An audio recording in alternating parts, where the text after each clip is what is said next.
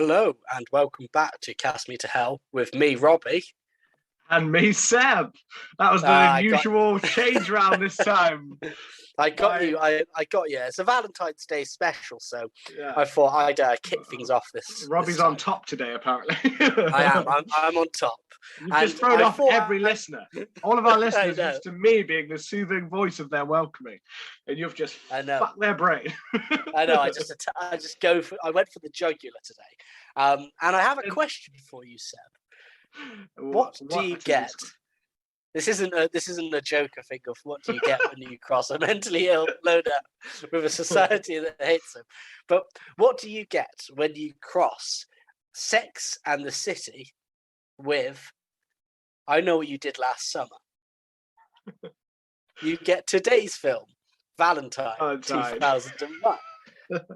That's the easiest way I could describe this film because, I mean, it kind of has a vibe of Sex and the City in this strange way in which basically all of the main cast are females and they're all focused. I mean, bear in mind, I've only watched one episode of Sex and the City. That was with Anna a couple of weeks ago.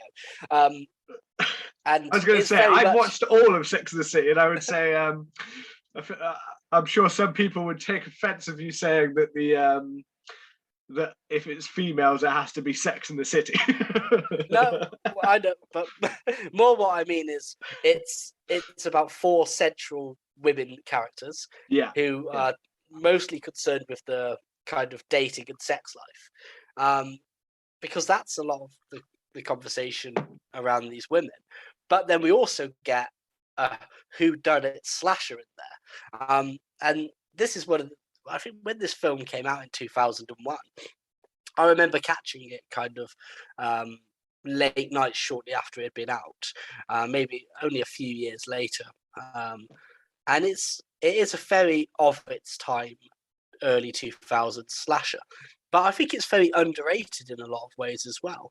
I think when it first came out, it was kind of critically panned as being something that could have, too close to an 80s slasher. And my kind of response to that is, well, why do you think I'm here? Like, it's kind of great in that. And when we rewatched it back recently, I definitely get a strong 80s kind of influence from it. Oh, yeah, absolutely.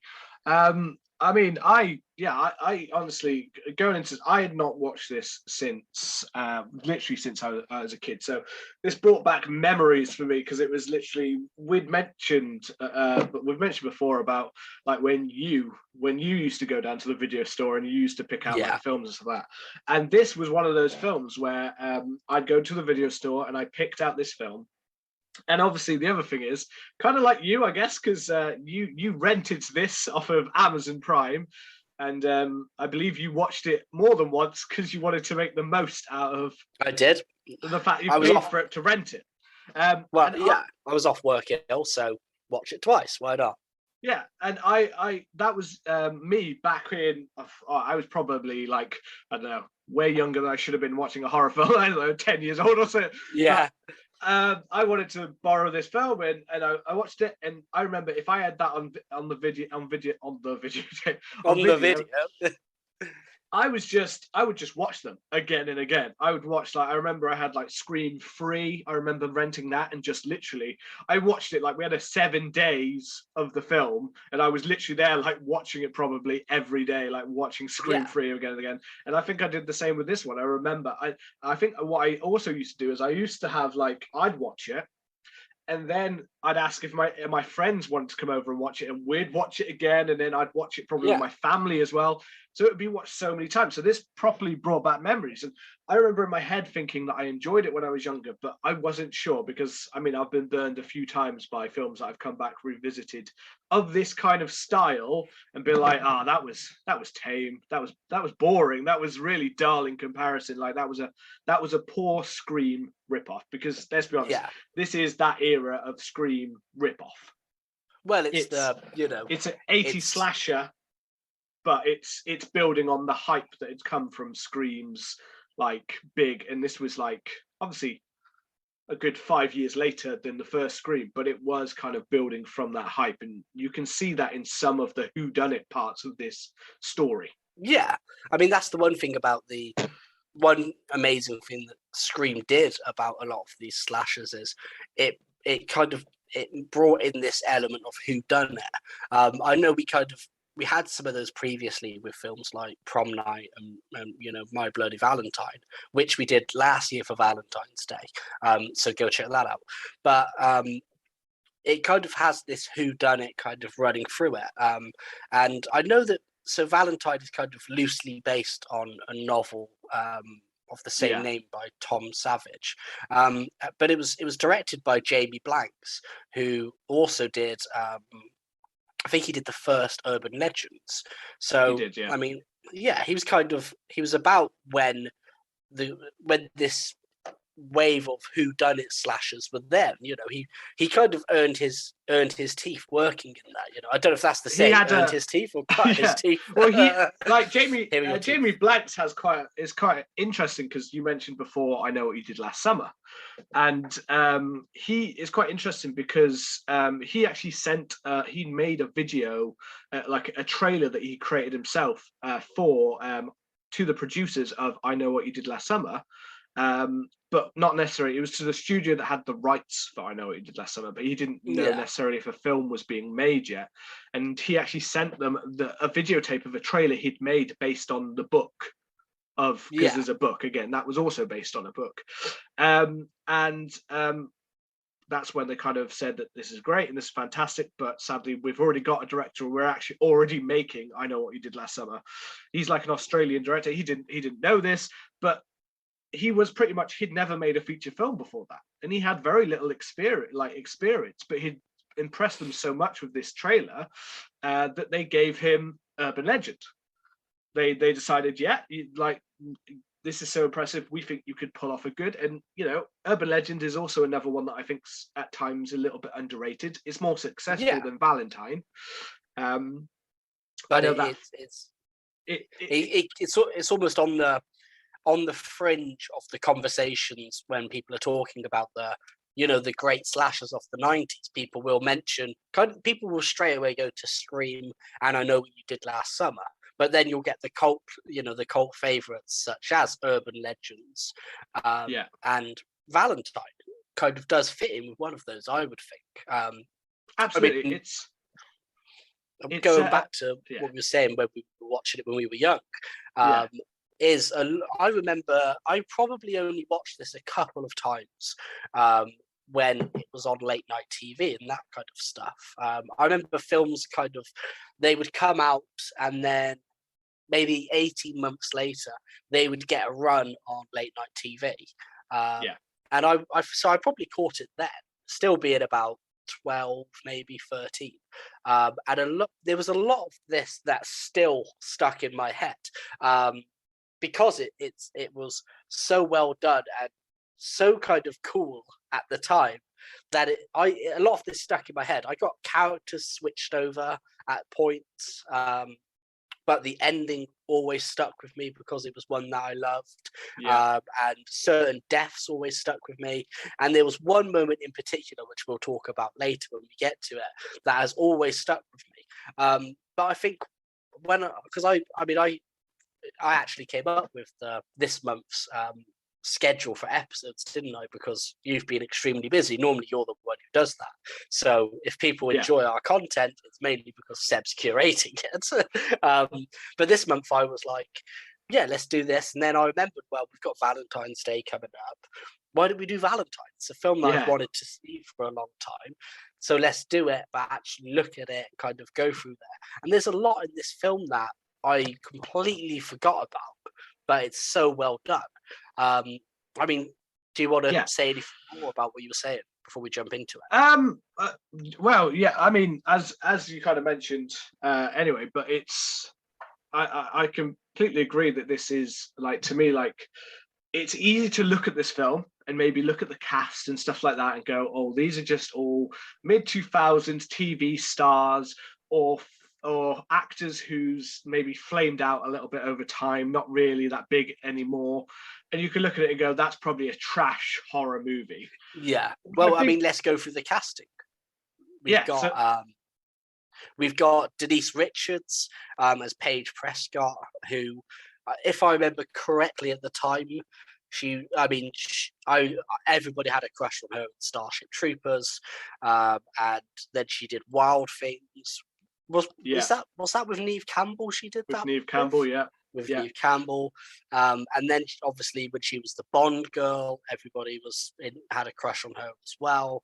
And those were the ones that kind of stuck out for me most when I think about Denise Richards. She had some quite big stuff, didn't she? Some quite big films and stuff. She was the kind of the biggest actor in this film. I think she's the top line name here. And then we have the sexual man, your favorite, David Borianis, who was obviously, I think at this time, he's obviously been in Buffy the Vampire Slayer, and I think Angel might have just started. I can never remember if Angel had started by then or had started a little bit later. I think around the time of the year, I think the same time that it was released, but I think he might have been more, I think he was going from Buffy to just the beginning of Angel at this point. But we forget how big that was. 1999. Oh, was it? Okay, so he'd done the first season or two then. Yeah. And then obviously we had Mary Shelton, who I always, she kind of did some stuff later on. I love her as Judy Hicks. I always forget that, she was in this. So when I watched this back, it was kind of a surprise. Yeah, me too. She looks different to me. She looks slightly different to me, but it's a big time gap. I understand that, but there's something about the face that I was like, I know that's her, but she definitely looks different in this form. Pleasantville as well. I think she was in Pleasantville. Classic. Jessica Chapshaw, who I think was mainly doing kind of TV stuff, and then somebody who I never remembered was in this, and only kind of has a short appearance, but is Katherine Heigl. I can never pronounce it. Katherine Heigl. I never knew she was in this film, because I think she obviously had her boom later with Knocked Up. There was a period where Katherine Heigl was in everything after Knocked Up. And I completely forget that she's in this film, and she has the small part that she does have is so cool, and I remember, but I don't remember it being her. And that's what I mean about this film, is a lot of it was imprinted in my brain, but it was other characters, and it was not knowing who that person was. And I think just to jump straight into it, I think before you first. Sorry, I just had a bit like building on that kind of cast thing and the Katherine Heigl kind of being part of this. It was a weird thing because before I actually watched the film again, I went to look for a trailer from the time. Yeah. And I don't know if you've seen the trailer for this film, but the main trailer that was released for it was only really a teaser trailer.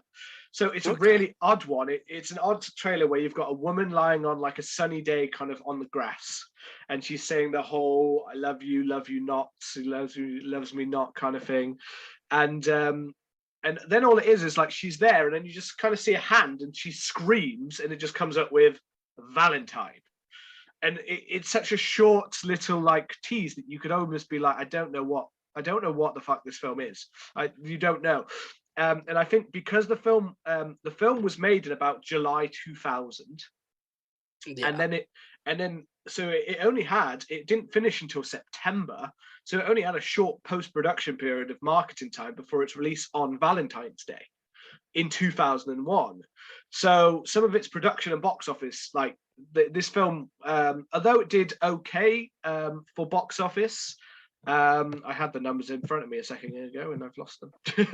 It did 10 million. It was a 10 million budget and it did 36 million box office. However, in comparison to Jamie Blank's previous film Urban Legends, which was 14 million budget but made 78 million box office, it was seen as, a little bit of a underwhelming to the studio, and critically, Urban Legend did better critically than this one did. So those are some of the things that kind of accounted for the production problems. But it's also a case of, so you've got like obviously Katherine Heigl and David Borianis, who were like obviously both in big TV shows at the time, like you mentioned, Asians. Angel. I meant Angel and it became Asians. Angel with Borianis, and obviously for Heigl, she was in Roswell, which was also a big show at the time, and they were both the main people that promoted this film. So they were both the main promotion for the film. So even though Denise Richards is the almost the top liner, she wasn't really that much part of the promotion because she was doing promotion for the James Bond film, The World Is Not Enough. So she was part of that. So you've actually got that Borianis and Denise Richards were kind of like the Katherine Heigl were kind of like the back-to-back promotion of this film, which again, so we've got again another Scream kind of interest there, because we've got the fact that Heigl was quite heavily promoted in the film, and yet she's the opening kill of the film. It's also weird because Borianis and Heigl did the least amount of filming on this film. Borianis could only do 2 weeks of filming because of Angel. So he could only literally be around. He could only be around for a very short time. So he had to do all of his scenes in a really quick, part of the production. And Heigl, I guess that kind of makes sense because he does kind of pop up. He's scattered across the film, isn't he? Doesn't he? Yeah. He is a little bit kind of scattered throughout the film. And Heigl's was only 3 days, but then she's only in one scene outside of the scene when it's her kill scene, basically.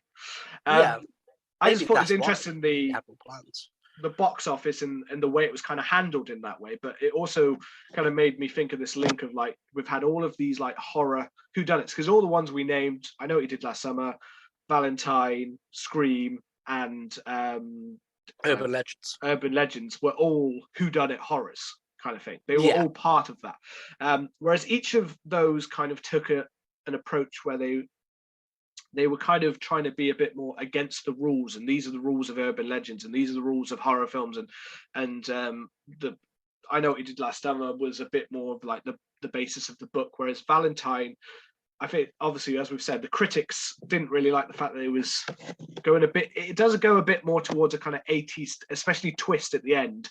Feels very like an 80s kind of style twist at the end, doesn't it? But for me that doesn't feel like a drawback. No, I mean, the thing that I love about this is it could have been a film that was released during the 80s, and the opening of the film has such an 80s feel to it, and that's this. I mean, just to jump into the opening, jump in.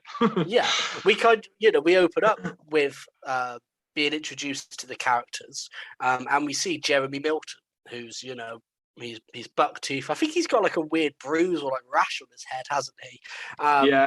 He's got the old comb parting.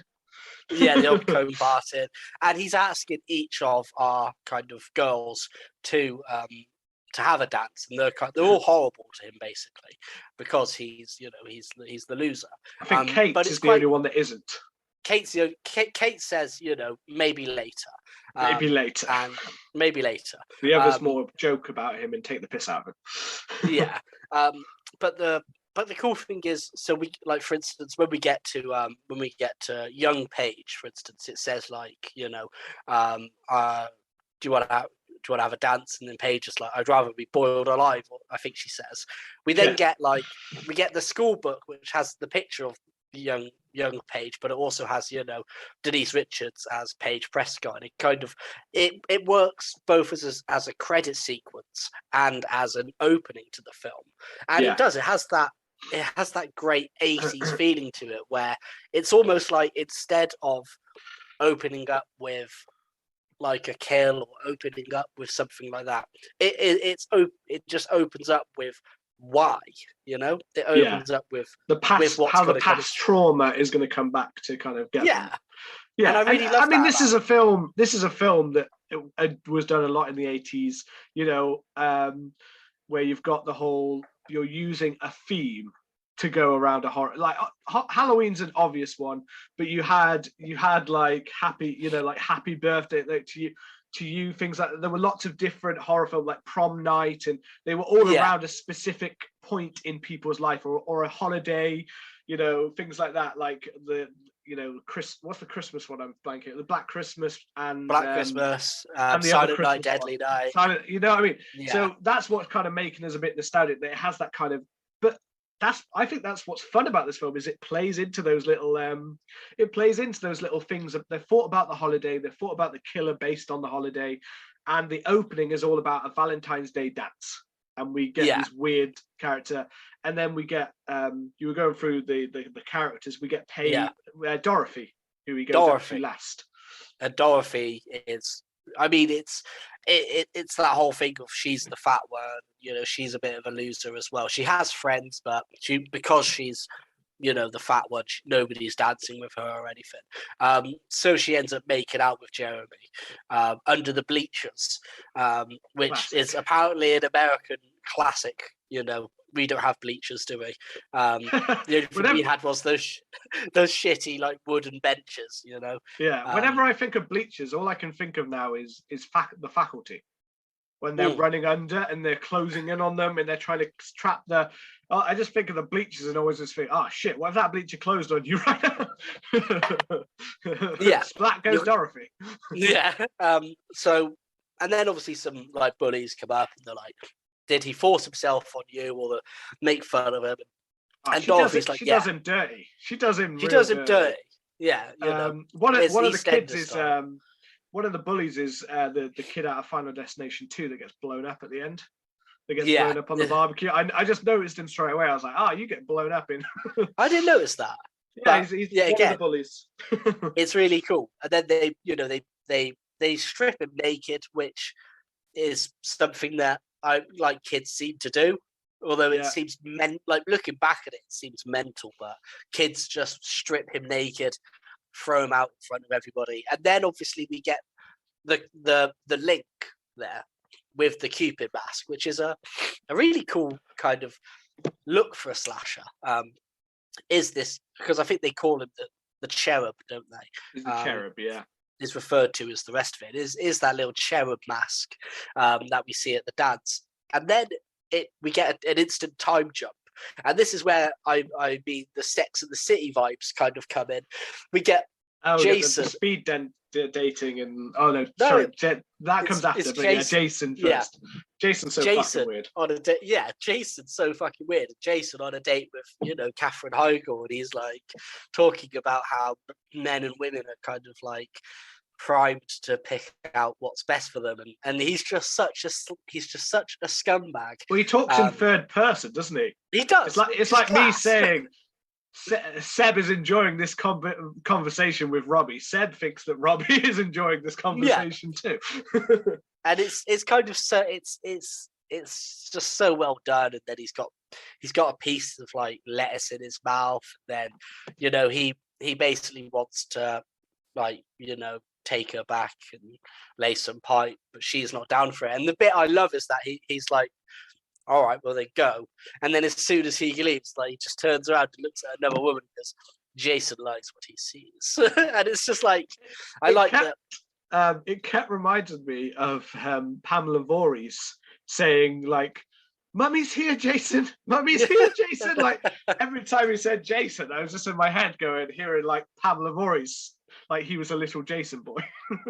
Yeah, I love that all of the men in this film are kind of these strange like caricatures, but they're also quite funny as well. Like, you get Jason, and later on you get like the art, you know, the art expedition guy, Max. You know, and you get all of these people, there's a humour to it. There's a quite a cool, like, a funny humour to the way that they're. But also, I got to be honest, it's actually nice to see that in this film, I think the females get well fleshed out, and the males are the stereotypes. When I'd say in a lot of horror films, it's the opposite way around. Males sometimes can be I know we get the final girl. Yes, the final girl is normally a bit more fleshed out, but apart from that, all other women are normally either to be male gaze or to be killed off, and we don't learn much more about them. Males can be the same, but quite often, more than not, you get the males being like an extra hero figure, or you learn something about them. Whereas in this, they're all pretty much just stereotypes. But I don't think that's a negative. I think it's a positive, because it's almost more. This film is more about the female, how the females see the males when they act like absolute twats. Yeah, and I like that we get this kind of this dual story where you're, in a way, it's really weird because you almost, and I don't know if this was just me, but you're rooting for the female characters. So, like Paige, like I said to you, like by the end of the film, I found Paige like really intolerable. But whereas I really liked her. I thought really she was like that sarky bitch. I liked it, but it wore thin after a while. And then we have Dorothy and we have Kate, and you root for these characters, but at the same time, I was like, all right, yeah, like you're the girls, go out, live your life, get the pipe. But then I was also like, I'm kind of rooting for Jeremy Milton to get his revenge in a strange way, you know? Well, yeah, because I think it's horrible, kind of what they did to him at the beginning. I mean, and again, you bring that opening to today's context, and like Jeremy Milton's life, it wouldn't have been as destroyed then. It's nowadays that would have been completely like if someone in that age says like he was forced himself on a girl at a school, he'd be completely fucking, back then it might have just been brushed aside a little bit. Now it'd be fucking cancelled. But that's what happens. He ends up going to an institution and stuff like that, doesn't it? Yeah, that's what I mean. But it's still like. It felt more. It felt kind of timely that they were going. Like some of the stuff in this film is I find quite interesting. There's some of the themes they touch on in this film, like kind of the inappropriate ways that like males act towards females, but also that kind of power that a female could have in that situation with Jeremy. If a male said the other thing about a girl, it wouldn't have the same content. If you see what I mean, like I liked some of those themes in this film. That they're not just trying to be surface level all the time in this film.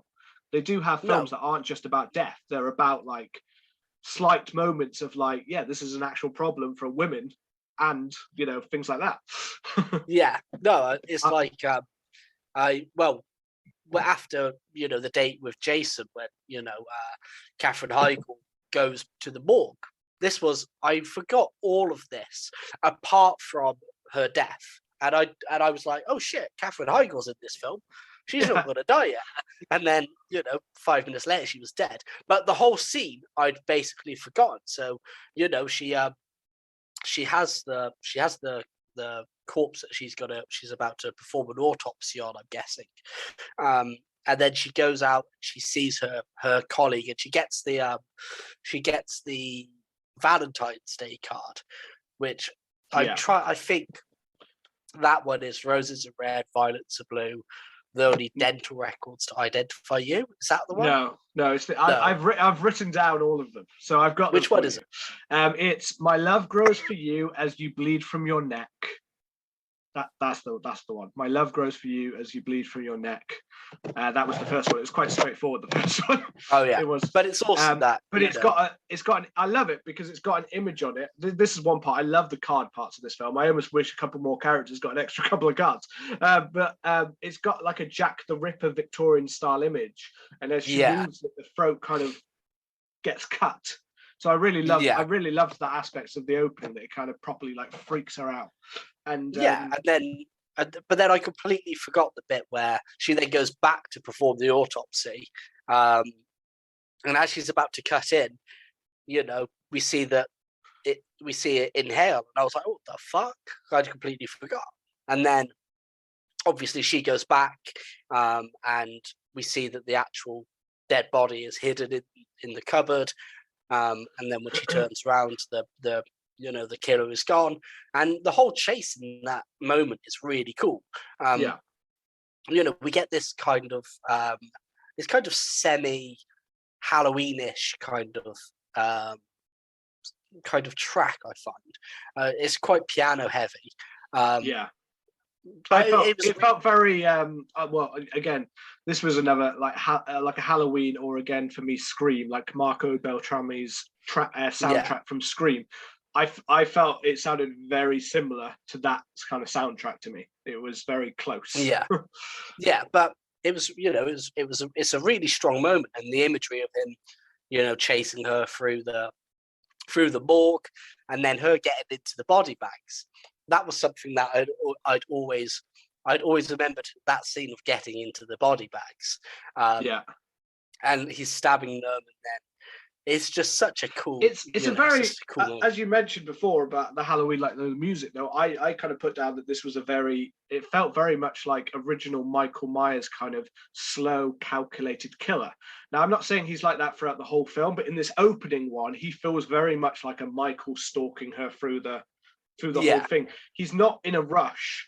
It's almost like he knows she's scared and she's going to fuck up. So he's just slowly following her with I know he's called Cherub. I always think Cupid, because it's also. I always think Cupid as well. I feel like Cherub. I get it.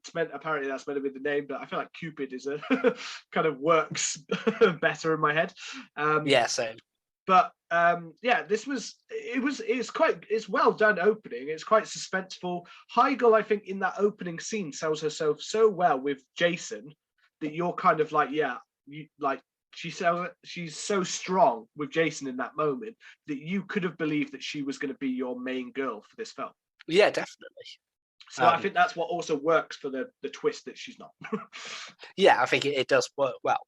And then obviously her murder kind of brings the cast back together. And then obviously we're at the funeral. I mean her death, obviously sliced to the throat. That was the only part I found a little bit anticlimactic suddenly, because it felt like there was no real fight to it or things like that, if you see what I mean. Well, apparently, I was looking into it. The film itself got quite heavily trimmed. So it was supposed to be a full kind of, throat cutting segment. And there was supposed to be a lot more blood and viscera.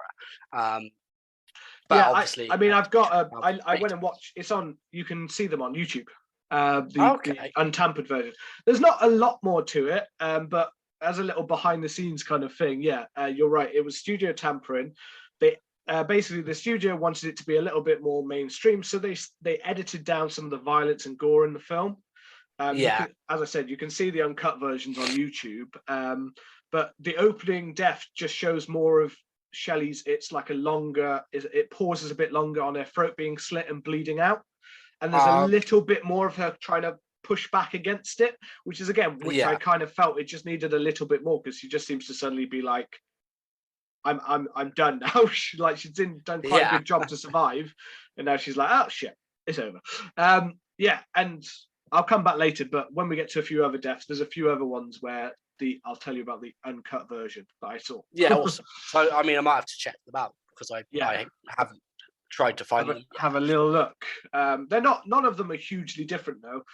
It's almost that the studio thought that some of them come a bit too sadistic, like the killer's enjoying it too much, so they wanted to trim it down so the killer doesn't seem like he's enjoying it, which is too bad, because that's one bit that I like the idea that Jeremy Melton wants revenge.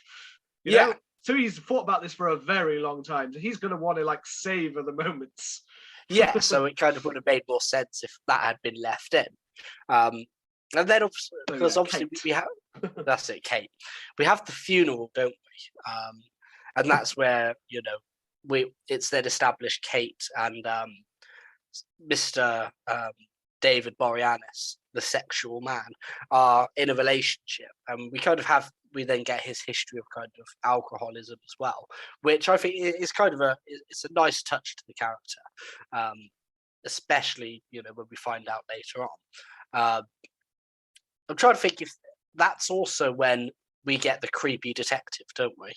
Who kind of says that, if anybody's heard anything, to kind of give him to give him a call. And Paige is kind of is kind of flirty with him. Detective Hardcastle or something like that. Yeah. Detective, something like that. Oh no! Yeah. Before the funeral, sorry, is the speed dating. Yeah, I was going to say there was a scene before it. The speed dating did come because I was thinking, oh, we haven't met the sexual man Borianis yet. I was thinking, oh, it's taking a while to introduce him. Considering again, Borianis was so much on like the posters and stuff like that. There's a poster just with Borianis. One of the posters just had him, just like they were trying to sell. Look at this sexual man. Yeah. The whole dating one. We are introduced to one character that we meet later. I don't actually have his name. Is it Brian? He's the one that gets tied to the bed by Paige later on. It's Brian. Brian. Yeah. So Brian is introduced for later. But again, it's a nice way to kind of introduce us to like Paige. We know exactly kind of what Paige is. She's kind of open, a bit more open sexually. She's kind of, but she's also like willing to mess around with guys a little bit and have a bit of fun.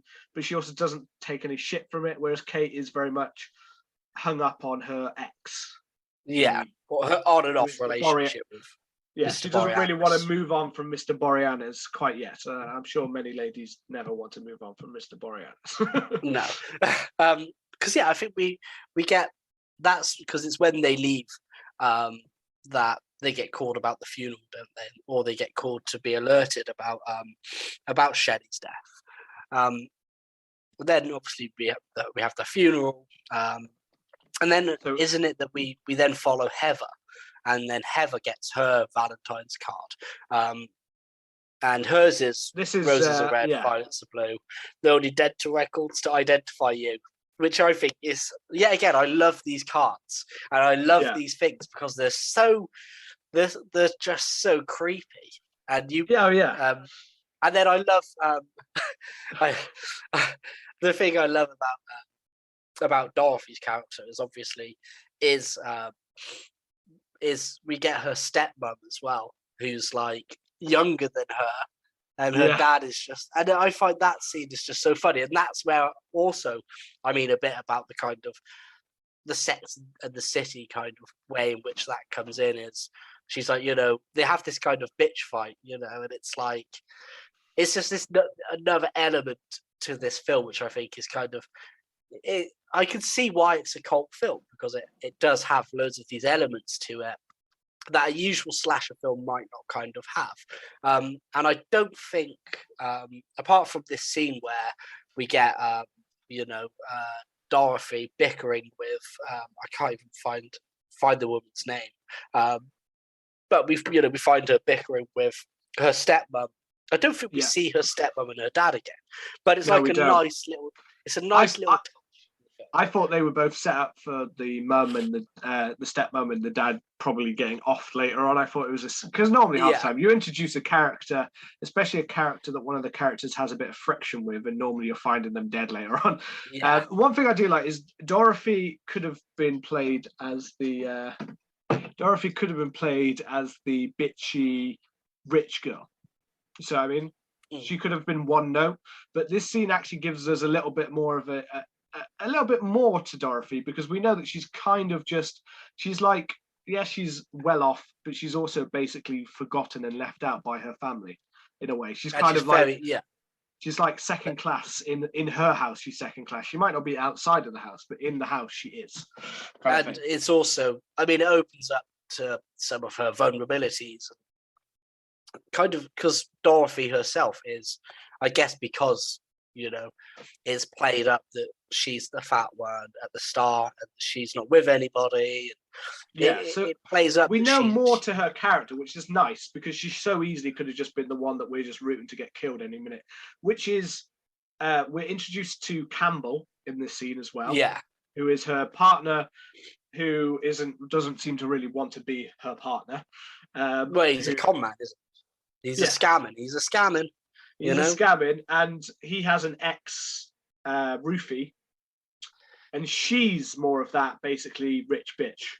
She is. She's that rich bitch character. She's the character that we don't really get as much on, and we're basically like, I'm waiting for you to get brutally murdered. Which later on, yes, that does happen. Yeah, it does. But the interesting one about Dorothy's card, to go back to it, is she's one of the few ones that receives a card or a note from the killer but doesn't get killed for most of the film after that. She's in it till near the end, but she's like everyone else, when they get a card, it's only a scene or so until they die, whereas she's the only one that gets one early on, and then she doesn't actually die until, well, basically the end. Well, because it's around this time. Yeah, because I think obviously we have the scene with Dorothy, and then Campbell kind of turns up and says that, he's been kicked out. She says that she can stay there. And then I think it's shortly after. It might be the scene immediately after. I don't know what I watched. Like, I watched this film twice. Day after, watched it, and then watched it the next day. But this just seems to happen with my brain. Like, film scenes go all over the place. I don't know if anybody else does. But I think after that is when Paige and Lily, who, again, is also played really well by Jessica Caffell, who was kind of... Yeah, I know her from a lot of 90s films, and I know her from Legally Blonde and stuff like that, yeah. And she was also in Urban Legends Final Cut, which is the sequel to the... sequel. But we get the scene with those two. There was the one scene before we get to, because that's a really good part with Lily and Paige in the apartment. That's a gross part of the film. But there's that we do get to see a scene with Kate before where she's at her house in the shower. So you've got a classic female shower scene to titillate the lads and lasses out there. Yeah. But it's one thing that so that's like a classic horror trope. The idea you're in the shower and she's getting out, and you're like, what's going to happen? So many films obviously do it. It's the classic Psycho kind of thing. But but there's a reason for it. There's a reason I think it is, because I don't know if it's just me, but whenever I'm in the shower, I swear that happens to me all the time. I'm in the shower. While I'm in the shower, I get a bit paranoid. If I'm the only person in the house and I'm in the shower and I hear a noise downstairs, or I hear a noise on the thing, I'm literally like, okay. And you start thinking of like what you're gonna do. Like I'm butt naked. I'm in my house. You know what I mean? Like, what's the best thing I could do? Like, I could I don't know, pistol whip him with with your you can shake your flaccid penis out. Yeah, just like try to hope that disgusts them enough to make them leave if Ghostface comes in. You know what I mean? Like, well, I guess you're defenseless, aren't you? And it's that whole thing of like, it's scary. I just always remember, it's one thing that always plays about. It's films like this and other films that probably put that fear in my head. But it's always been one of the scariest things to me. Weirdly, is that I'm in the shower and I'm like, I can't tell if someone was breaking into my house right now, just a normal robber, not a killer. But if someone's breaking in right now, or someone walked through my door, I'd just be like, I don't actually have a clue. Like, I can't hear properly. Like, it's probably just the dog, but I can't hear or see what's going on right now. So I'm a bit scared. You can't, No, it's the same. And with that, so obviously the water's out, and she puts her head in the toilet, which is again one of those things where it's like, it's quite funny, but it's also a bit grim. And then she kind of, I think she hears something, doesn't she? Or she gets the elevators keeps opening and closing because she's put the cherub mask is blocking, and that's when we also get Gary, the weird neighbor,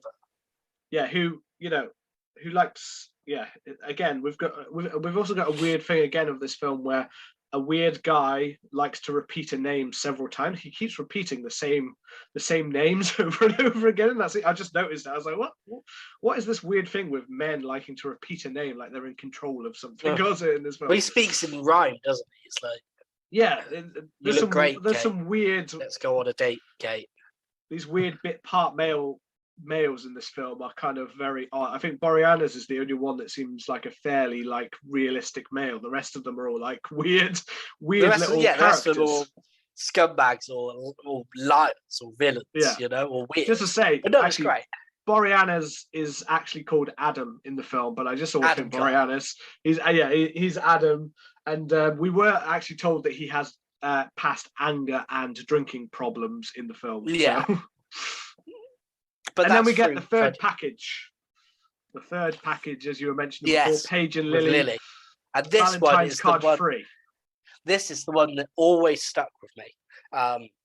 Because it's fucking gross. It's so good, but they get the package and it says "'Tis something. a well-known fact that beauty is skin deep. Skin deep. It is a well-known fact that you are what you eat. You are what you eat." And then they're like, and then it says JM, and they're like, and then Paige. I love that because again, this is that kind of girlfriendy kind of backhanded bitchiness where she's like, "Well, you've been through more of the alphabet than me," that kind of stuff. And then Lily bites into the chocolates and there's the maggots in there. Yeah. That's one thing that's always stuck with me. I've always had a strange, I don't know if it is irrational because they are gross, but maggots have always freaked me out. And the thing of eating maggots, this scene with the maggots in the chocolates and in Ghost Ship when Carl Urban is eating the food from the tins and it's beans, and then the next minute it's maggots. Those two scenes have always stuck with me, and it was something I saw when I was young, and it's so effective that it's just stuck with me all the way through. Makes you always want to open up a chocolate before you actually bite into it. No, I would just be eating rice, and then I'd be like, "This is maggots," and it would be like, yeah. So there was literally times where I just couldn't eat because of those two scenes, which is great. Hats off to Jamie Blanks for that. He ruined many, many meals for me. Thank you. This is also the first time that they remember Jeremy Melton.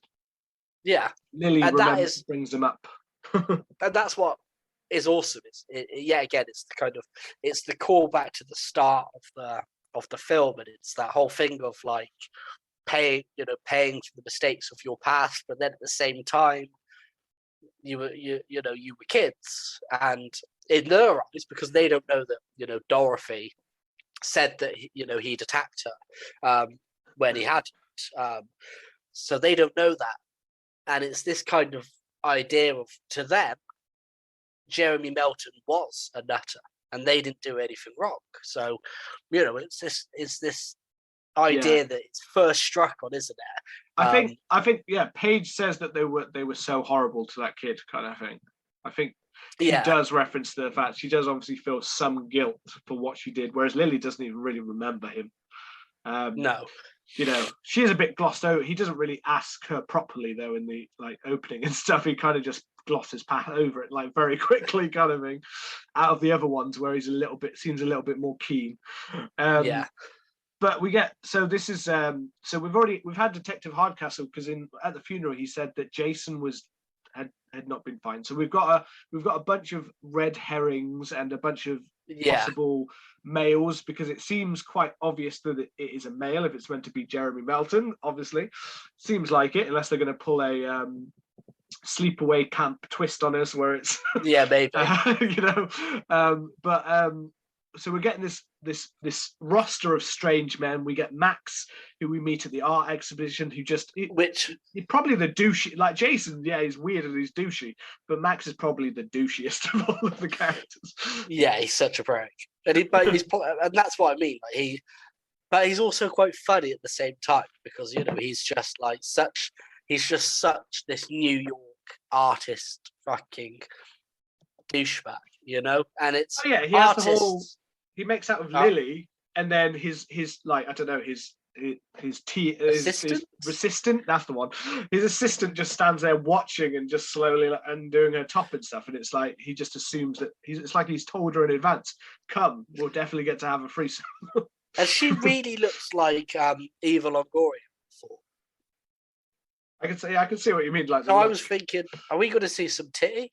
And I was like, are we going to see titty here? I don't know. But again, he's played up as this fucking New York artist fucking scumbag, when he's making his speech about Valentine's Day and that kind of stuff.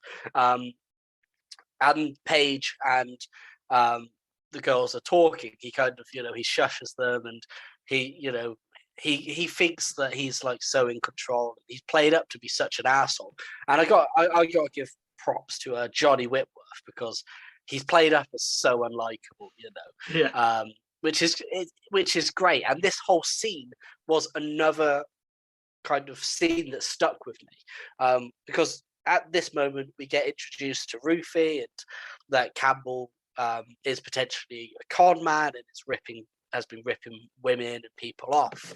But obviously Dorothy is like, because she's so insecure and because she has these vulnerabilities, she writes it off as just being some fucking dingbat. And then when Lily, this is Lily's death, isn't it? Yeah, and I always remember this as being Dorothy dying now, but really? Which is what I mean about just the deaths in this film stuck with me. I knew the death. I remember the death, but I tell you, like, so a lot of people listening who've seen the film, hopefully you've seen the film, or you just like to ruin films for yourself. It's fine. That's your choice. But one thing that I think you can say, yeah, but it's still schlocky, late 90s, early 2000, like teen young adult kind of like horror, these characters interacting, but they're still not real. Yeah, you could still, like, I'm not saying that this is an all-time classic horror film, but I'd say it's good and it's inventive. And I think one thing that truly makes it stand out, I think, as a good horror film is the killer doesn't just kill in one way.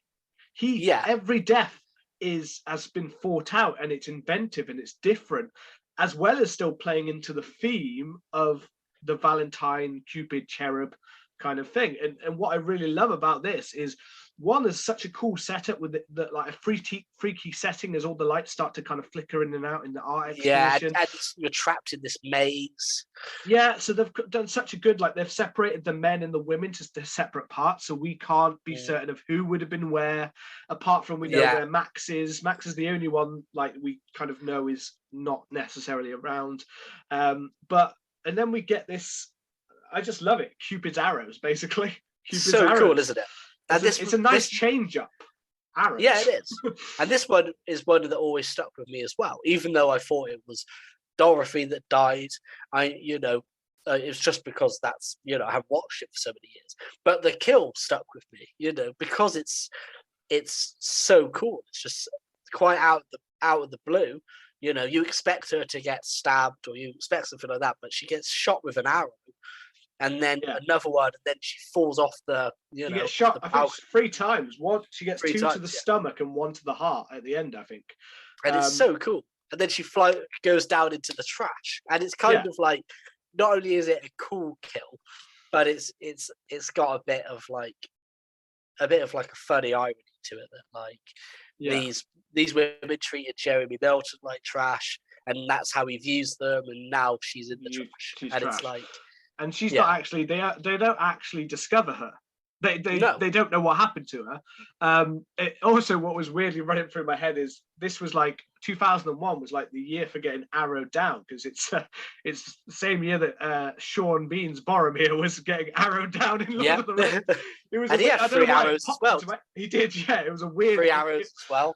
In my head as I was watching it, I don't know why that just popped into my head. I was like, this is like, she's getting the Sean Bean. Or is Sean Bean getting the Lily? Because Valentine came out before. It did, actually. You're right. The old-time classic, J.R. Tolkien classic that was written well before the film. Yeah, they ripped off Lily's death from Valentine. They ripped off Valentine. There is one thing that we actually haven't discussed yet that's already been a running theme, and is also, again, another really cool aspect of this film, is the nosebleed. Yeah, we haven't mentioned the nosebleed. Jeremy Melton at the beginning, like when he's like with Dorothy, he like when the violet starts to appear, when he's getting accused of something, his nose starts to bleed. And in every death so far, the Cherub's mask. One of the coolest things is that the nose bleeds. His blood runs down the mask. Yeah. It's such a cool. I just always love that part that like it normally comes just about when the death has about to finally finish off the death, or it has just happened. Is when it happens. Yeah, because I think it's as he's about to fire the 3rd arrow, as he draws it back, knocks it, or whatever they say, then you see the blood go down, and then as it drops, he fires. Yeah, I think it like drops down, like as if it drops onto the arrow as he lets the arrow go. it's just such a cool, inventive, like, I just, that's what I really liked about this film. Like, if this was just him doing like the opening, going around with a butcher's knife, slashing up, then we'd basically be like, oh, this is basically just Michael Myers with a worse mask, basically. If you see what I mean? Like, that's all this is. But because they're so inventive, as if he's planned out all these different ways, or he'll literally use whatever's at his disposal. Although it seems more planned out, because if you think about some of the deaths, the items he used, sometimes he just picks them up, but quite often he's like, as if he's gone searching for an item that would be, oh, that'd be so cool to kill her like this. Yeah. Jeremy Melton just planning in the background. Yeah. And then, because after Lily's death, we get, I think after that, we get the scene where, again, my brain's all over the place. So I'm sure after Lily's death. So we get Borianis is in the bar. Borianis in the bar, and we get a little bit more character develop on him, because again, this is only the second time he's. No, he was he at the art gallery? I can't remember if he's at the art gallery. No, he's not at the art gallery. But so this is the second scene we get to see Borianis's character. So again, it feels like we go through quite a lot of long periods without actually getting to see him.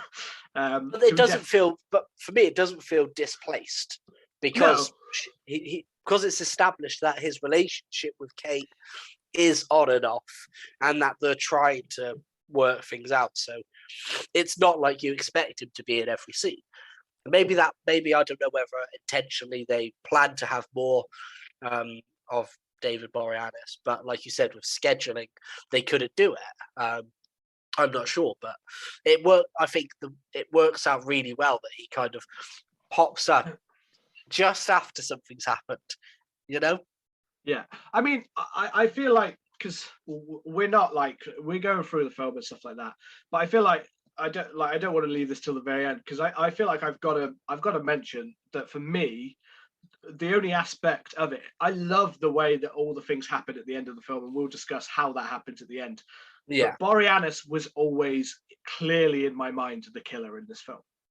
Like, even when I remember when I was a kid, I wasn't at all surprised. Like, he's so front and center in the marketing. He's the only real male that gets character development, and it seems pretty obvious that it's going to be a male.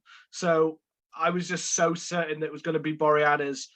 But again, that doesn't mean that they don't do it really well to twist it later on. Yeah. But I feel like right now I just got to, because some of the things in some of the deaths and stuff, I feel like I just got to be able to say that yes, Borianis is the killer in this film. Yeah, like, I don't think it's a twist that you don't see coming, but I think that they get that they manage to wrangle another twist out of it works for me. I mean, there's one question I have about it, but I think the way in which they do it kind of works. So, like, as I said, I forgot the ending. I forgot what happens towards the end with Dorothy. But and we'll get to that later. But also knowing that Borianis was the killer. But in my mind, midway through watching this film, because I couldn't really remember how the ending played out and stuff, and I was certain that Borianis. But in my mind, I came up with like a fear in my head. I was like that. Dorothy in my head, I was like, Dorothy actually could have easily been the killer in this film. Like, she would have actually been perfectly set up to be the killer in this film. Yes, she was the girl who set off Jeremy Melton in the beginning, which was a horrible kind of bitch move. But and she seems nice enough now, and you feel like maybe a fitting death is coming. But she would have been my pick for the female killer. As I feel that film is so obvious it's got to be a male, that I think a female would have totally just thrown people off because they wouldn't have been expecting it at all. I know Jeremy. I'm not saying Jeremy Melton would have been the killer in this scenario. I'm saying that Jeremy Melton was a red herring to throw everyone off. Kind of thing. No, that I could have brought that, and I guess they kind of play into that at the end, don't they? They do play. They play into that with her at the end, because I was questioning like whether like it was. Because it's not really explained how that kind of plays out in it, if you see what I mean, in the film. Yeah. But Jeremy Melton being used as a bully, possibly to death, could have been given as a good underline for Dorothy to be the forgotten one, like her dad undermines her, and led to years of seeing the girls treat others like that, led to her wanting to make all of this kind of toxic kind of kind of end, and that was just, it just played into my head. And then when the ending comes later with the Dorothy reveal, that's just part of the thing that played into my head. I was like, oh shit, midway through watching this film I was thinking, I'm certain it's Borianis, but Dorothy could be, because she's the only other character in my head that has ever had a chance of being the killer. No other character. I didn't suspect any other character at any point. And that's not because I knew it was Borianis. That's just because I don't think any other is a legitimate. No, any other character would have been would have made this terrible, because there's not enough build up for any of the other male characters. There's not no reason for them. But like you said with Dorothy, it's something that you could buy. And I think it's one of those things where we get we get, when some of the kills happen, we don't know where certain characters are, but we know quite often that other characters are in different locations. So, for instance, I'm thinking of Campbell's death. When the hot water goes out and Dorothy asks him to go down and fix it, he's scamming. He's on the scam. He's hustling. He's trying to get the money transferred, and then when he goes, it's a cool scene. He lights it, and then he gets the classic axe in the back, which was a very popular horror death in the 90s as well. And he gets the axe in the back. With that, you could have potentially been like, well, actually, Dorothy's like one of the only ones in the house at the time, so you could realistically think, well, maybe Dorothy did that. We don't know where. I mean, it's not said where David Boreanaz is at that time. Yeah. But I think we do get kind of. So because we get the scene in the police station with the girls where detective is interrogating them and about where their boyfriends are and how well do you actually know your boyfriends and stuff. And we also get what I thought was a really good scene with Denise Richards, where he's basically the detective's trying to touch her up, basically. Yeah, he's trying to pipe, isn't he? Yeah, that's a good scene as well.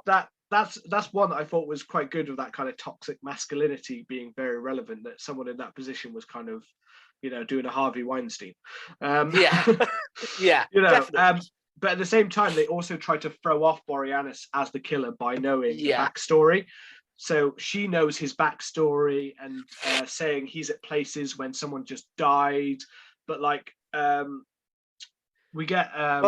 They say about his. The one thing that they do is they talk about kind of Jeremy Melton's past, don't they? And that they say that his mother died and his father died in a fire. And then they say, well, how much, Dorothy, how much do you know about Campbell? And she's like, well, I don't know his last name. And then when they say, how much do you know about Adam, David Borianis? She's like, well, his mum and dad live in Boston or some shit like that. So it's kind of, they try and lay that there as well. And then, I think they throw another little potential there when we get the scene where they they use that I can't remember what it is, but they use the computer to digitally generate what Jeremy Melton would look like nowadays. To try and he couldn't possibly look like that, but it kind of looks a bit more like. There's one slide in there that potentially looks like Gary. There's one that's got a goatee. And I was like, he potentially looks like Gary. So I'm thinking, are they trying to put it there? And then, but I think Gary might be dead by this time. And then they say, well, he couldn't look like this, but he might have had plastic surgery, that kind of thing. Well, no, this is Gary's death follows the police station, because this is another one throwing Borianis throwing us off the scent of Borianis being the killer. Because I'll just say, this is where I actually got. And again, I noticed this, and I think that it's fairly spot on. So I think it's what makes me again like this film even more, is that you can actually see clearly the motive behind the killer, and you can see why he kills certain people in this film. Which, like the whole, what makes me say Scream more, because when I can work out who's Stu and that they've fought it through, I can clearly see here why. I think there's only one character that I can't clearly see why that the killer kills him. Apart from that, everyone else. So Gary, the reason we can clearly see, and if you're noticing it, then this would be a very big sign that Borianis is the killer, because when someone like after Gary's killed, Borianis appears and says he's been with the detective talking through his backstory. So again, we think, oh, he couldn't have been around for Gary. However, if you think about Gary is an insignificant character who has nothing to do with the revenge plot. So why is Gary dead? Gary, and he gets a fairly brutal death. He walks in with the iron, and he's there. And this is why we know that most likely Borianis is the killer, because Kate almost accused Adam earlier in the film. Borianis is Adam. She accused him of going back into her apartment and fiddling with her underwear, or that someone had been in to fiddle with her underwear, which Borianis at first is jokey about, and then seems a little bit angry about that someone is doing this. And the reason Gary dies is because Cherub walks in as Gary's trying on her underwear. So he finds that that's the thing. So he takes the iron, he puts the hot iron he smacks him to the ground, puts the hot iron against his face, so he burns his face, and then he uses it like the old, what are they called, the balls with like spikes on the end they used to have in medieval. Like a ball. Yeah, a flail. Literally a flail, and he literally goes at him. But by the way, this is another uncut death. In the uncut version, it goes on for a lot longer. So we don't actually get to see in the uncut version his face or him getting mutilated. But what happens is you see, like, he goes at it, like in this film, he goes at it, maybe he does like 2 blows. In the uncut version, he does about 6 blows, and you can hear Gary like screaming till the end, and you can hear the killers a bit more, like as if he's properly like enjoying going at him again and again, and like he doesn't stop even though he's already dead, kind of thing. So again, the sadistic side. But this led to my like kind of theory, and I'll keep coming back to it, like the motive for why I think he killed them. But Gary, again, with the reason I noticed it with Gary is because I was like, so far I know why Shelley's dead, I know why Lily's dead. Why is he killing Gary? And I was straight there. I was like, that is so obvious that it's Borianis, because he's the only one that's been talked about the underwear thing. However, because the underwear isn't mentioned, you might not notice it in the moment, because someone might just look at it and go, "Oh, he was just getting changed," or something. I don't know. Yeah, you might not spot the underwear, but he was fiddling around with underwear in an underwear drawer. So I think he's in lingerie, isn't Gary? Because he's like, I think he's literally putting it on. I think he says I'm mentally unwell or something like that. So, and then after this, doesn't it jump to it kind of jumps to the evening. So as we said, we jumped a bit ahead with the Campbell death. And Campbell, by the way, is the only, actually to stay with mine for a second, is Campbell's the only one that I know why he dies, kind of thing, but there's no actual reason why he needs to be in the house at that point, except for the fact that he could be checking the joint out for what the party. He knows the Valentine's party. So I think that's why Cherub is there at the time, because he's checking out the building for the party, and that's when he sees Campbell and decides to, off him. But I always thought it's because, so he gets when they're in the bar after the art expo, he gets told about Campbell's ex, or ranting about stuff. So I always thought it's that he has a suspicion that Campbell is ripping Dorothy off, and that if his end plan is to frame Dorothy. Yeah. So he has to kill Campbell then to make it look like Dorothy knew that what he was doing and decided to kill him. Yeah. So there you go then. So we can see that makes sense. Yeah. So there you go. You can see the motive for why he then kills Campbell.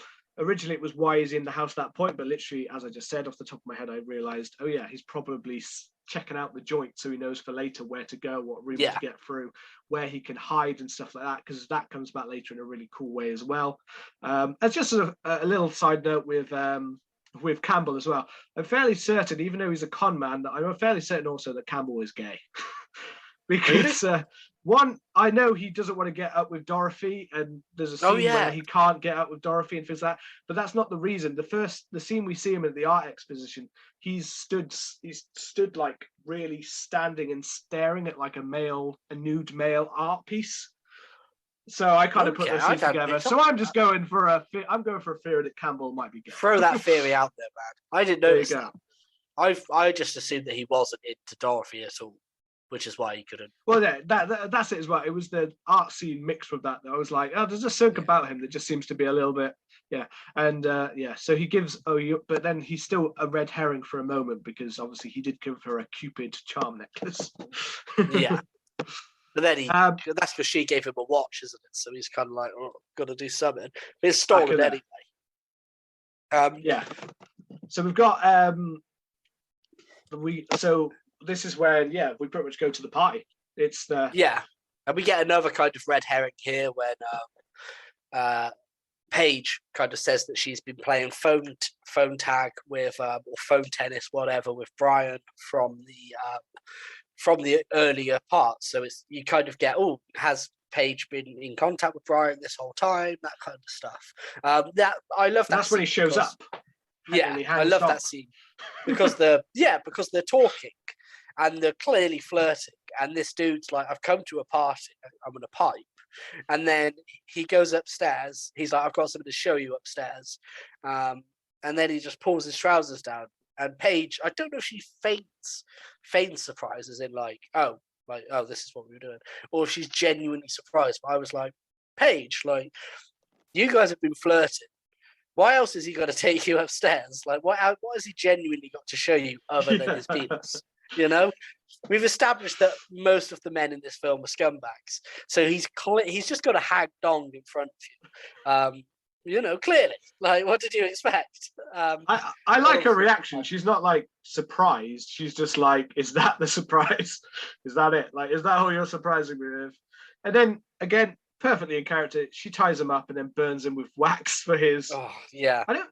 Brian doesn't die though. We never actually see Brian die. I was expecting someone to come in and kill him after she was gone, but no, we never see Brian die, do we? No, I just assume he's tied to the bed. He might off screen. He might have been offed as he made his way around the house. But again, all of the deaths mainly seem to be again working with the motive that he's setting Dorothy up. Yeah, I mean, even Ruth's death is because she stumbles on, Mr. Borianis disposing of the maid's body, basically, isn't that? If she hadn't have been there looking and trying to find all her stuff, then she wouldn't have died. Her death is purely because otherwise she's going to tell. I loved that he, that Ruthie, the posh, bitchy one who, yes, we're waiting any moment for her to die, but I love the fact that again she's not really part of the whole story or the motive. It's literally just wrong place at wrong time. Where the maid as well is kind of was probably wrong, walked into a room and there he was and he offed her. And I love the fact that you see him dragging the maid and it's like, oh shit, you're here, come on then. Yeah. Let's get to it. And then we get the chase where, she hides in the sauna and she finds the other maid's body. And then when he pushes her neck through the glass, that's another death which kind of I love that death. That's the one that stuck with me in this film. I knew there was one in a hot tub, and I kind of remember the arrows, but the one when he smashes her through the glass, the only thing is I couldn't remember it was a shower. I just remembered that she broke through some glass, and I didn't know if it was a window or a door, but I just remembered. But I remembered that whole death of she's sending her through that. I mean, in my head, because I knew that death was coming, but I didn't know it was necessarily her. So in my head, things like, and I'm kind of glad they don't go for the over the top. But in my head, like the sauna was playing in my head, like that would be a total sequel Halloween kind of death. But him like messing with the sauna to make her kind of burn to death or something, you know what I mean? But it doesn't take it too far. It does kind of stay within a realm of realism of how the killer gets to kill people and doesn't take it too over the top. Oddly enough. No. I mean, even going to kind of Paige's death, this was one that always stuck with me because, as we said earlier, Denise Richards at the time would have been probably one of the stars of the film. You could see her. For those watching us on YouTube, you could see her front and center in the page, in front of Mr. Borianis. And like we said, she was a Bond girl. She was off the back of, Starship Troopers. So she was, an established actress. And for her death always stuck with me because it's one of those ones where I don't think she gets a card. She just gets a rose, doesn't she? So I think she might be the only one of the girls who doesn't get a card. I'm sure Kate gets one, but I can't remember what it says. But Denise's death is again, it's another one of these things where you're thinking, God, how is this going to happen? Because I remember him knocking her in the jacuzzi. I remember him trying to drill, and I always thought, did he hit her with a drill and she dies then? But when he's drilling it, and then she's tending a wound, and he opens it and throws the drill in and electrocutes her. It goes back to the start when she says, she'd rather be boiled alive. And it's such a great death. It's it's done so well, and because I think because it's Denise Richards, I didn't expect her to die. I didn't expect her to have a death, and a death that's kind of implied to be so violent as well. And it does play into the rest of the film because it knocks out the electricity. It does. I love the fact that actually plays into the story. That it kind of knocks out so the whole house it gives a good reason for the whole house to suddenly be in darkness and lack of communication and all that kind of thing. Because weirdly, with with Rufy's death before, in my head, the only part I'd kind of remembered is I remembered the hot tub part. For some reason, I think I'd melded these two together in my head. So I thought that Paige got out and then she was killed on a shard of glass or something like that. Yeah. I remember Denise Richards weirdly being the one that gets onto the shard of glass. But again, Rufy, this is such a good double bill of a death because I think Rufy's is really strong, and I think Paige's is also really both people remember. Paige's especially seems to be known as quite an iconic death for a film that's not greatly remembered, but that one is quite an iconic death. Her getting into the way she gets killed, the drill going in, and it's in terms of as well. It is it's another different style of death. No character dies in the same way in this film, and that's what's really cool. They all die with a different style, a different weapon, a different, you've got knives, axes, arrows, drills, all of these different ways, including the other stuff that surrounds them. Rufy's and Paige's both also are the last two to get uncut deaths. Okay. So Rufy's is probably the one that was the most violent, because in the original cut, in this one we kind of quickly see her neck get forced down onto it. In the original cut, you see her slowly getting pushed down, and you see it slowly go into her neck. So there's more blood, and it's slow, and it's really quite.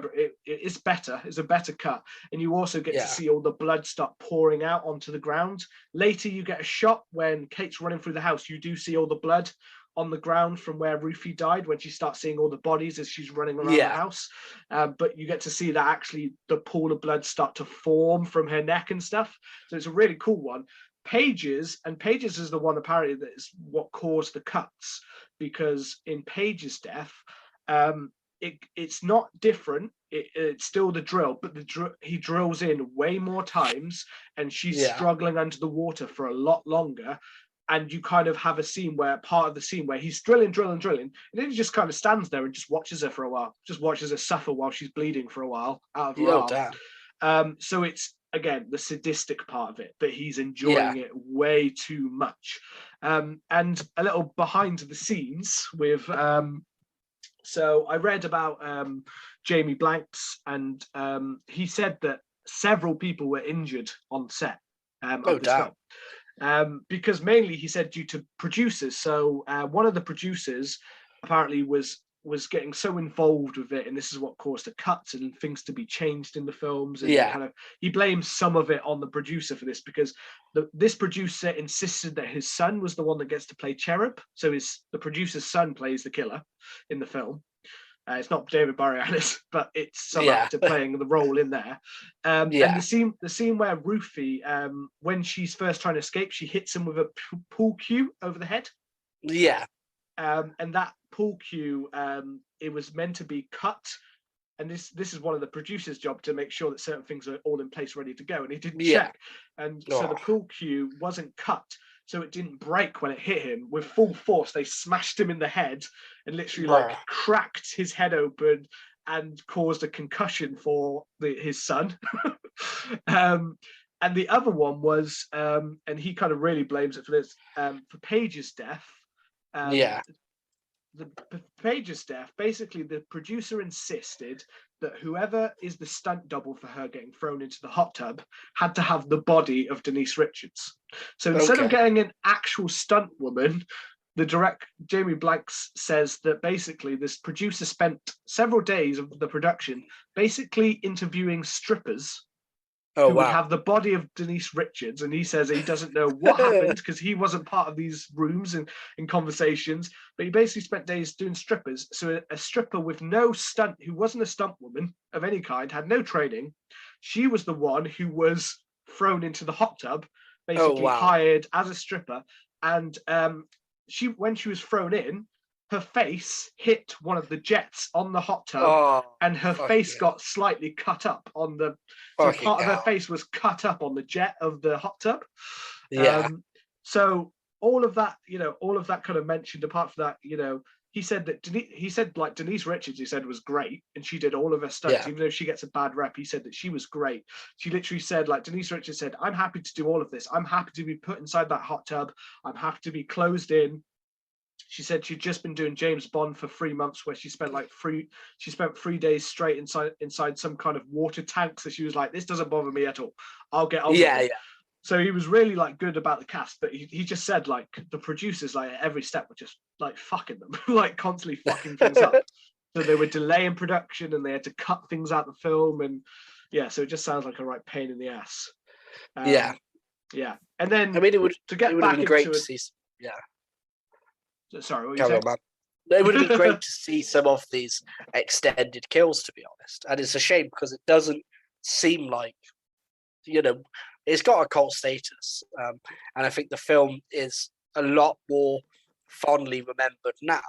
Critics always seem to pan horror films, let's be honest. But people who actually like watching horror films will, probably go back and watch this and remember it and have quite fond memories of it.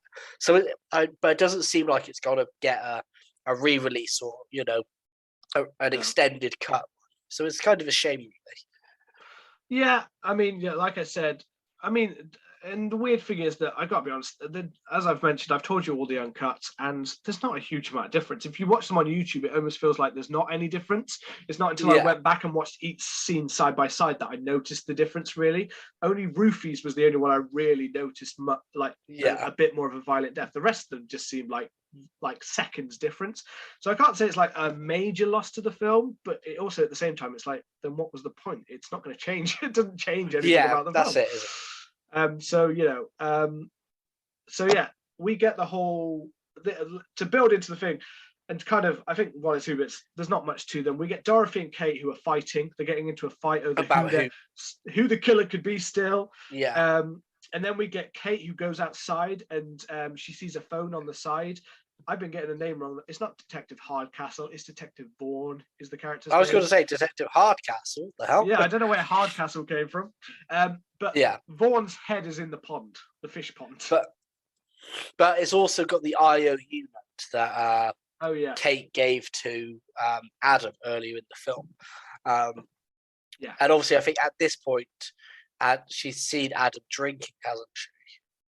Yeah, he's already been drinking. He's been acting a bit off. He's like popped up occasionally again to kind of, oh no, he's at the party. He couldn't be him, kind of thing. Like, Ruthie's only just died, and here he is, kind of thing.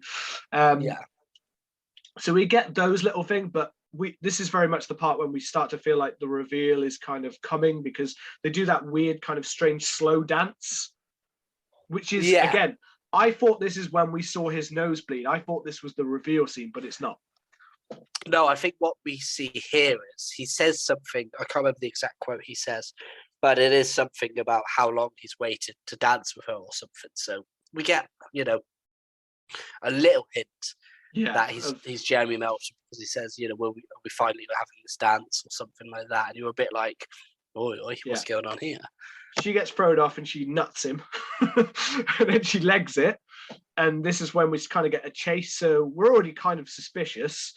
And we get cool shots of, like, as I said before, like Ruthie and Paige's dead bodies as she's making her way through the house. And Kate, this is one part. She walks into just a room, and it just so happens there's a cabinet with guns, because America. I think, no, it is mentioned, I think, earlier in the film, something to do with her dad having guns upstairs. I'm sure the second time I watched it, I remember something about. I still stick by it.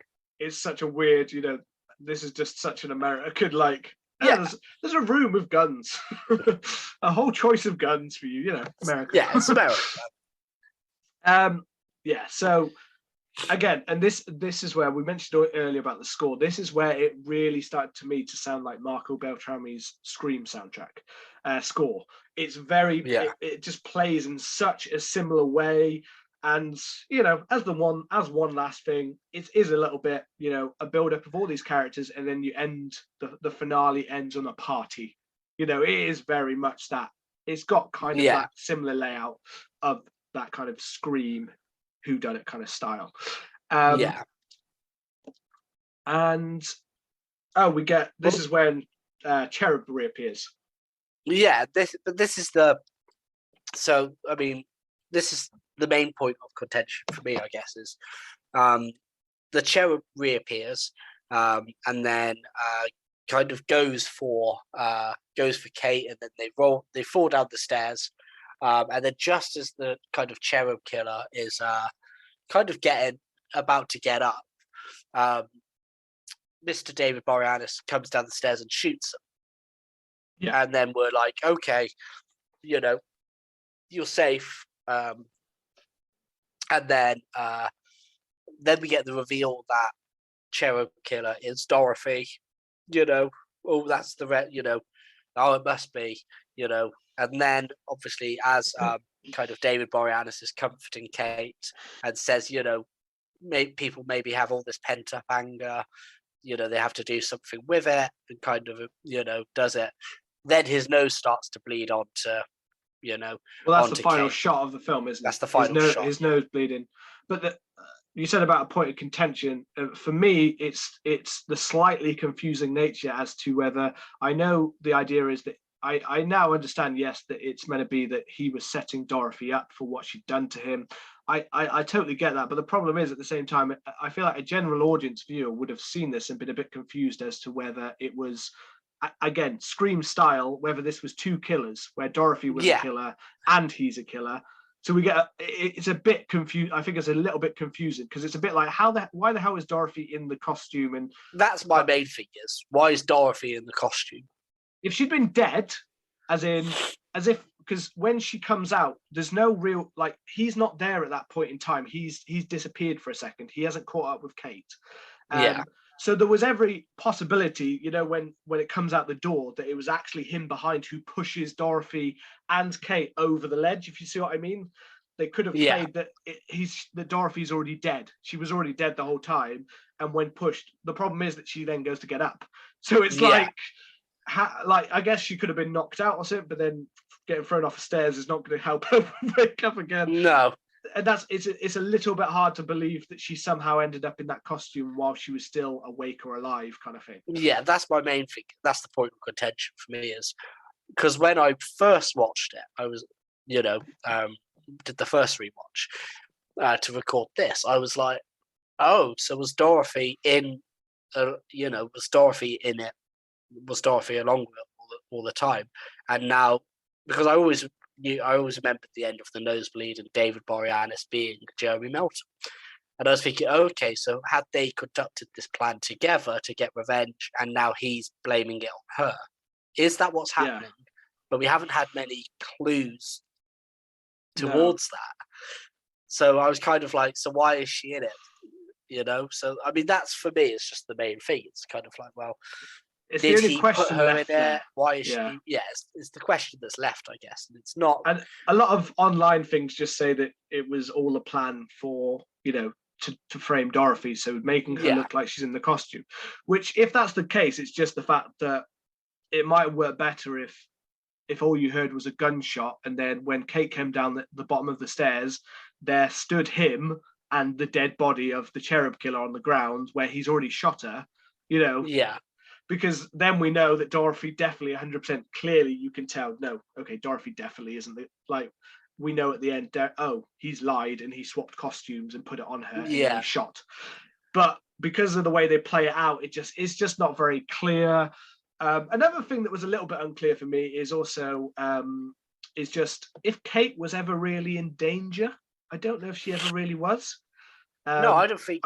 I know he's unstable, but I feel like he may have actually properly fell. Like, he'd obviously been building this plan for a long time, but it seems more in a weird way he was trying to control and protect Kate. That's what my impression. Instead my of impression trying is to kill her. that. Yeah, my impression is that he's not there to kill her. He's there to, because she was never unkind to him. Yeah, So that's why he's there to actually be with her, but to get them off, but to kill everybody else. So that's else. why at the end I was like, his nose is bleeding, so is it a case of she's in danger, as in next second he snapped her neck, or is it a case of they now live happily ever after, which then put me into the mind of, I'm kind of split on this in my mind as to whether this was a great shock ending that should remain as that is, and because of box office and stuff, it's forever going to remain as is. But it was also in my mind as to whether a great sequel could have come from this if we focus on the control and behavior and protection and him trying to keep her, but failing, as she gets over the events and she comes into a new life, he begins to start all of this again, but a bit more from the killer's perspective this time. See what I mean? Like, I could have seen an interesting story, but I think it worked better as a standalone.